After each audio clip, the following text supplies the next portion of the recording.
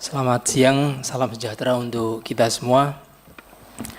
Ini topik yang sangat menarik karena siang-siang kita ngomongin makanan. Dan sebelum sesi dimulai tadi kita disajikan menu MBK dan ternyata nggak ada susunya tadi. Dan saya baru tahu dari kawan-kawan CISDI dan GKIA ternyata orang Melayu itu nggak bisa minum susu ya, nggak bisa, sehingga saya sering dicap perut saya ini kampungan kalau minum susu diare gitu ya. Ternyata perut orang Melayu ternyata ya. Terima kasih pimpinan. Secara prinsip kami ini dari Koalisi Masyarakat Sipil ada 30 CSO yang bergabung di Jaringan Pemantau Pendidikan Indonesia, dan sebenarnya kita tidak fokus di kesehatan, khusus karena memang Presiden ada program MBK sehingga kita melakukan Citizen Report Card sejak Januari sampai September ini untuk melihat bagaimana layanan MBK di sekolah-sekolah. Nah, di paparan pertama ini menunjukkan bahwa next slide. Sebenarnya sebelum ada MBK, sektor pendidikan kita itu ada banyak sekali masalah, dan kedatangan MBK ya masalahnya tambah plus-plus ya. Ini yang kami sebenarnya data nggak jauh dari kawan-kawan CISDI tadi ya, tapi ini bedanya dari kawan-kawan JPP ini kita laporan dari kawan-kawan yang kita sebar di beberapa provinsi. Jadi per 14 September kemarin kami juga ngerilis ke media itu sudah di angka 5.360. Lalu kemudian per 21 September kemarin kita bikin PPT ini, kita kolek data lagi, ternyata sudah nambah 1.092 kasus ya. Itu peningkatannya bisa kelihatan, pernah turun juga, itu di bulan Juni turun karena memang sekolah bulan Juni Juli itu masih SPMB atau PPDB ya, sehingga angkanya kecil. Tapi begitu sekolah sudah masuk, bulan Juli masuk, kemudian Agustus SPPG dan September ini digeber MBG-nya, maka naiknya angkanya gila-gilaan ya, ribuan ya. Saya tidak tahu kalau kejadian semacam ini apakah sudah ada indikator ini KLB ya, kejadian luar biasa ini, peningkatannya itu sangat tajam sekali ya. Selanjutnya, nah, ternyata ada 5 provinsi dengan jumlah kasus keracunan terbanyak di Indonesia. Di Jabar itu ada 2.000-an, DIY 1.000-an, Jateng 700-an, Bengkulu 500-an, dan Sulteng 400-an gitu ya. Nah, dari report card yang kami sebar di ada 20 provinsi. Ini yang sudah lapor ke kami, ke JPPI pusat ini, itu sudah ada 18 provinsi. Sehingga kami bisa ambil kesimpulan bahwa sebenarnya kasus keracunan ini tidak hanya di satu titik, tapi nyebar di seluruh kabupaten, nyebar di hampir seluruh provinsi gitu. Karena itu kami juga ambil kesimpulan, kalau kasusnya hanya di Garut, mungkin SPPG Garut yang bermasalah.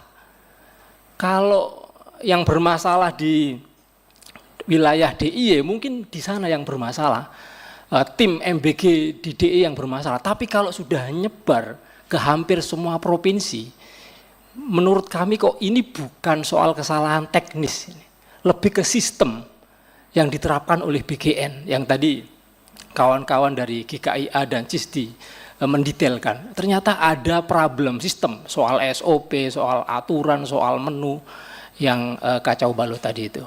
Sehingga ini harus diselesaikan di level pusat, tidak hanya di stop di level SPPG-nya gitu.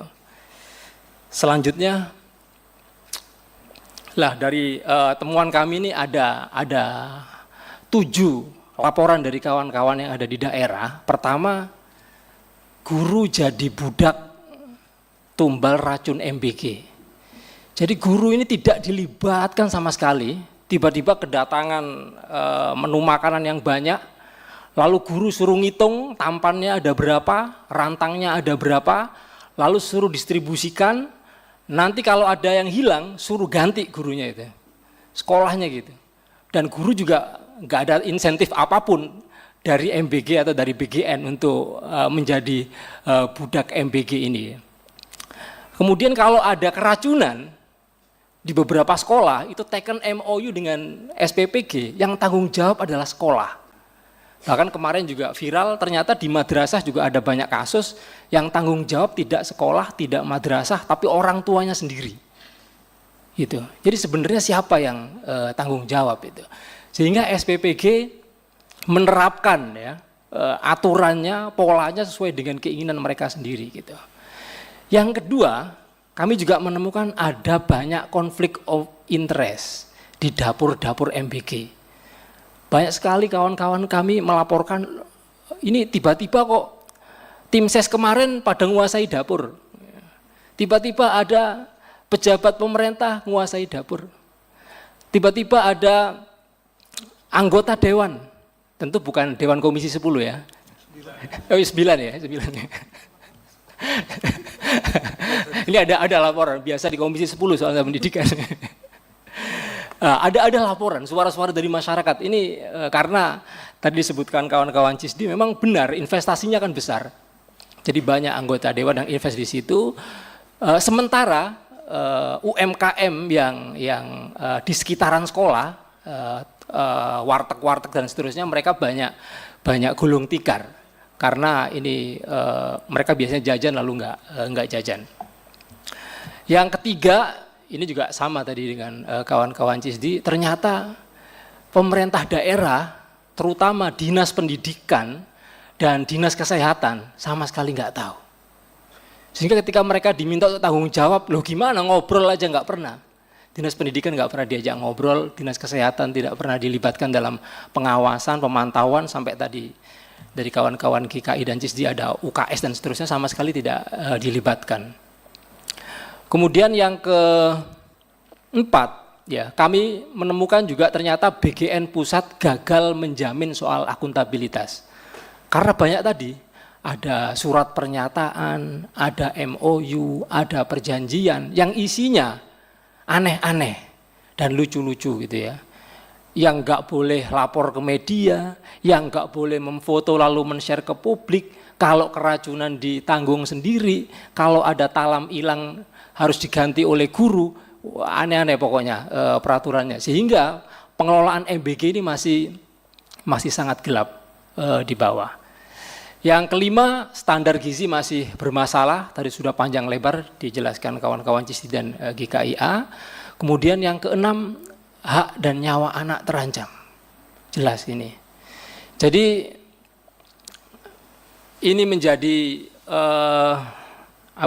semacam evaluasi yang sangat penting ya.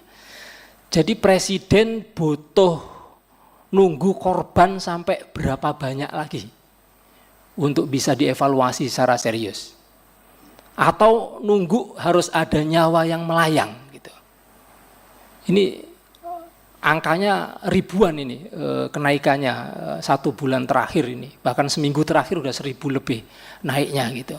Jadi orang tua, kemudian anak-anak, kemudian wali murid ingin ini ada yang dibenerin, ada yang dievaluasi.